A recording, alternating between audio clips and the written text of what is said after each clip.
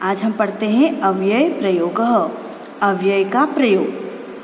पहले देखते हैं अव्यय क्या होते हैं। वाक्यों में सही अर्थ का भाव लाने में अव्यय सहायक होते हैं। यानी कि जब भी हम कोई वाक्य बोलते हैं तो उसके सही अर्थ का भाव हमको लाना है तो हमको अव्यय की मदद लेनी पड़ती है।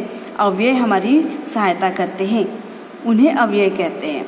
अब अव्यय की परिभाषा क्या होती है देखते हैं।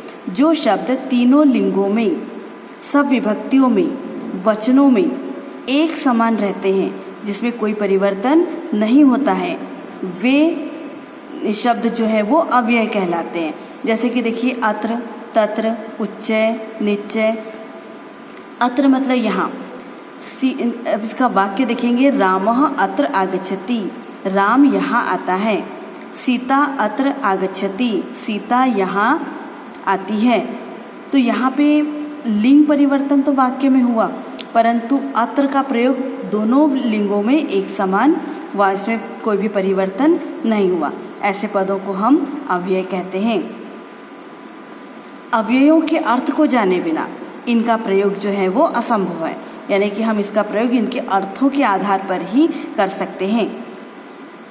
अव्ययों को कुछ प्रकारों में बांटा गया है। अब इसके अर्थ के हिसाब से हमने इसको कुछ प्रकारों में बांटा है। देखिए, समय बोधक, अद्य आज, श्व आने वाला कल, यह बीता हुआ कल, पूरा पहले, ये सब समय बोधक अव्यय है।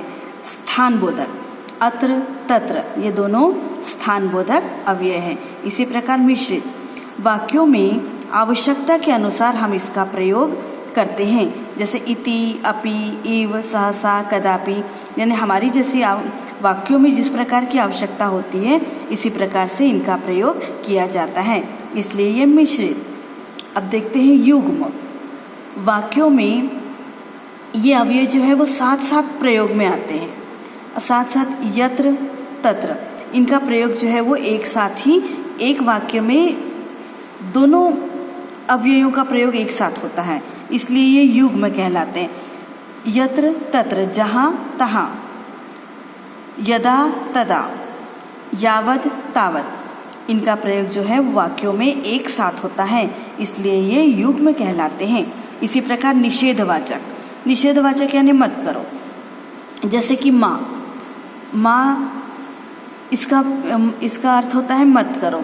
जैसे कि अत्र मा तिष्ठ, यहाँ मत बैठो, तो माँ का मतलब होता है मत करो, यानी कि ये निषेधवाचक हुआ। इसी प्रकार प्रश्नवाचक, जिसका प्रयोग हम लोग प्रश्नों में करते हैं, जैसे कदा, कुत्र, किमर्थम, है ना, कब, कहाँ, किस लिए। ये जो अव्यय हैं ये हुए प्रश्नवाचक अव्यय। अब हम कुछ अव्ययों को देखते हैं और उनके अर्थों को देखते हैं। देखिए, अद्य आज, श्व आने वाला कल, यह बीता हुआ कल, पूरा पहले, सांप्रतम, अधुना, इदानीम, संप्रति। ये चारों का अर्थ होता है अब या अभी। ठीक है, अब आगे देखते हैं। देखिए, अत्र यहाँ, तत्र वहाँ, यत्र जहाँ, कुत्र कहाँ, यदा जब, तदा तब, सदा यानी हमेशा, कदा कब, कदापि कभी। देखिए, सत्वरम, शीघ्रम, त्वरितम, तीनों का अर्थ होता है जल्दी या शीघ्र ना। बहि, बाहर, वृथा, व्यर्थ, उच्चय, ऊंचे, ऊंचे भी होता है और जोर से, ये दोनों के लिए भी उच्चय शब्द का प्रयोग किया जाता है। निश्चय, नीचे, सहसा, अचानक, शनै, धीरे, बिना, इसका अर्थ होता है बिना, पुस्तक के बिना। इति, ऐसा, इव, के समान, अपि, भी, च, और, एव, ही। अब देखिए, खलु और नूनम दोनों का अर्थ निश्चय ही या अवश्य। कुतः, कहाँ से, कथम, कैसे। इसी तरह और भी देखिए, किमर्थम, किस लिए, माँ, मत। यत का अर्थ होता है कि, अलम, पर्याप्त होना। इतस्ततः, तो इतः ततः, इधर उधर। सदैव, हमेशा। परितः, चारों ओर। उभयतः, दोनों ओर। सर्वतः, सब ओर। सर्वत्र, सब जगह। यत्र तत्र, जहाँ वहाँ। यथा तथा, जैसा वैसा, यावत तावत, जब तक तब तक, यदि तर्हि, यदि तो, यदा कदा, जब कभी। इसी प्रकार देखिए चित और चन, इसका भी प्रयोग किया जाता है। ये भी अव्यय होते हैं जिसका प्रयोग जो है वो कदा और कद के साथ में मिलकर ही इसका प्रयोग होता है। देखिए ये अनिश्चयवाचक होते हैं। जैसे हमको बोलना है कदाचित, है ना, कदाचित, कदाचित सः आगच्छति, यानी कि शायद वो आएगा, या कभी कभी इसका अर्थ होता है। कदाचन, इसका अर्थ भी कभी कभी होता है। किंचित, किंचित यानी कुछ या थोड़ा सा। अब इनका प्रयोग हमको वाक्यों में करना है।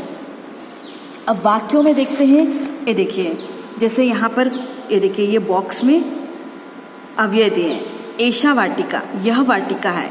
अत्र पुष्पाणि विकसन्ति, ये देखिए अत्र, यहाँ फूल खिले हैं, तो ये अव्यय का प्रयोग हुआ। अब आगे देखते हैं, डैश मम भ्राता आगमिष्यति, ये देखो आगमिष्यति, यहाँ पे लिट लकार का प्रयोग हुआ, यानी कि आगमिष्यति।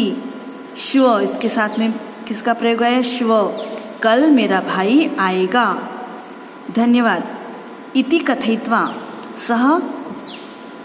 सह विररमि, स्वकार्यं कुरु, अपना काम करो।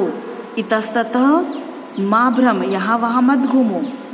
वृथा भाषणम न कुरु, व्यर्थ भाषण मत करो।